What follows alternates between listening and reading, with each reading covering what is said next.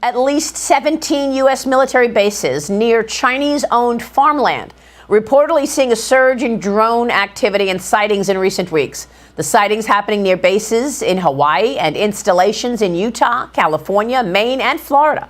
House Foreign Affairs Committee Chairman Michael McCaul has been warning about the drones in focus these last couple of weeks. Among the surge of migrants crossing the southern border and making their way to New York City, asylum seekers all the way from China. Many of them are finding their way into long-established communities and leaning on family and friends for help. To ward off the dominance that we continue to see from communist China. Right. And these compact states, it's $2.4 billion over 20 years.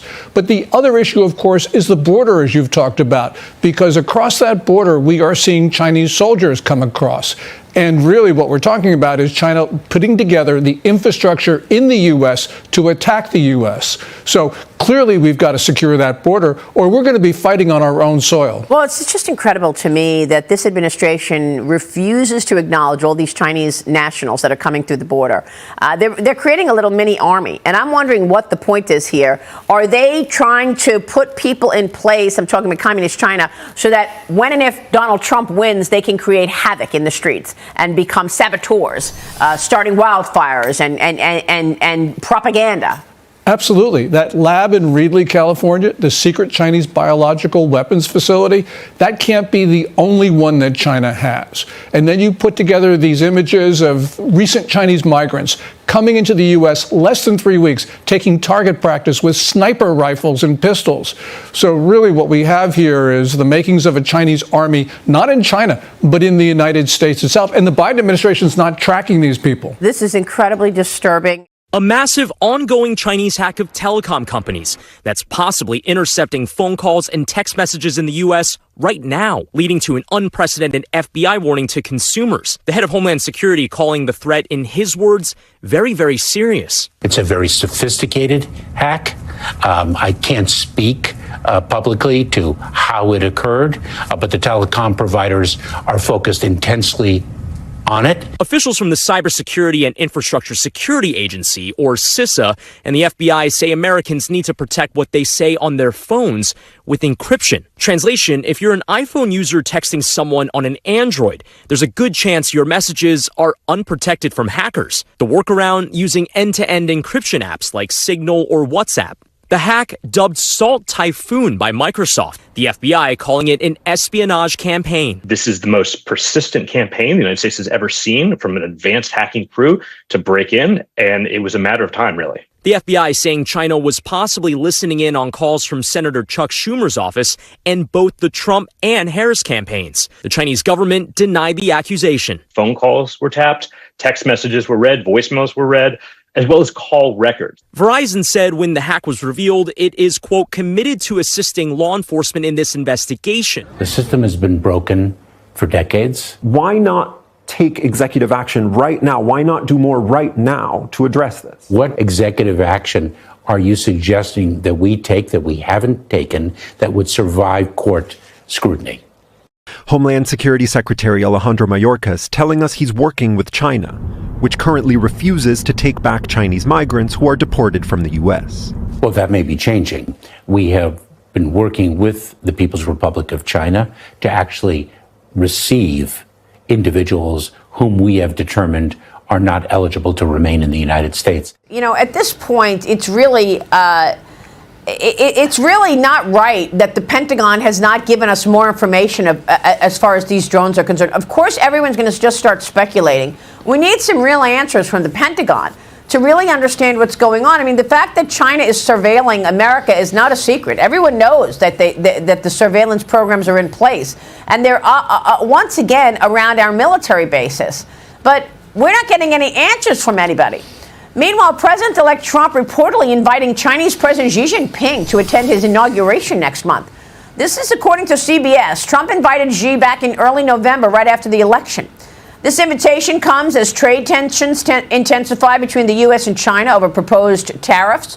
The move would place a 25% tariff on Canadian and Mexican goods, plus an additional 10% tariff on imports from China. Xi Jinping has warned the U.S. against renewing a trade war, saying that there will be, quote, no winners. You know, the increased tempo of these drone flights against our military bases is occurring at the same time as there's increased frequency of incursions and attempted incursions of these bases by Chinese and other nationals. Really, what is occurring here is that they are preparing to attack the United States from American soil.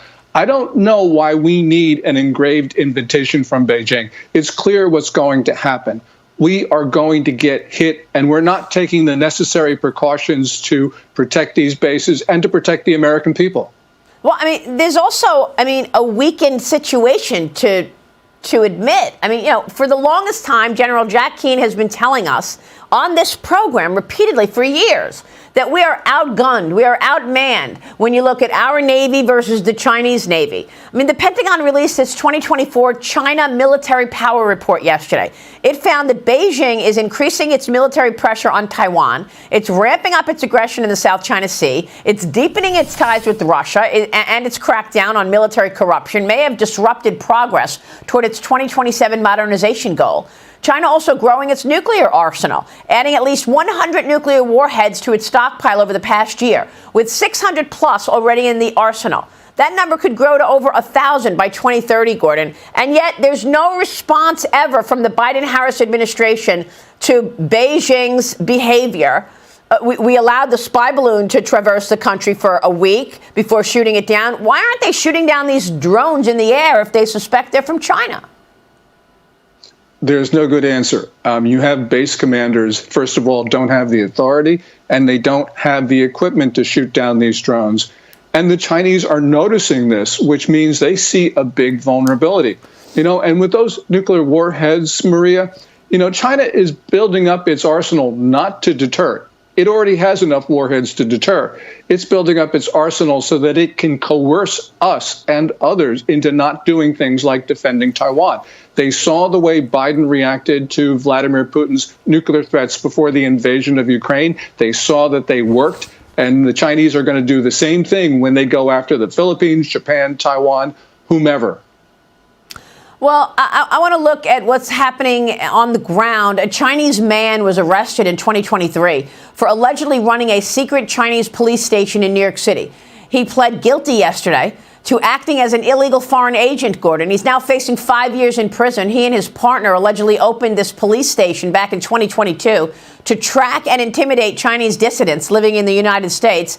Both were caught deleting communications with an official from the Chinese Ministry of Public Security after learning that they were, in fact, under investigation. Gordon, you've been talking about this for so many years, these police stations. You first broke the news on this program years ago that Beijing had set up these police stations in America. Again, no response from Biden for years on police station. Why would we need Beijing police stations in New York City?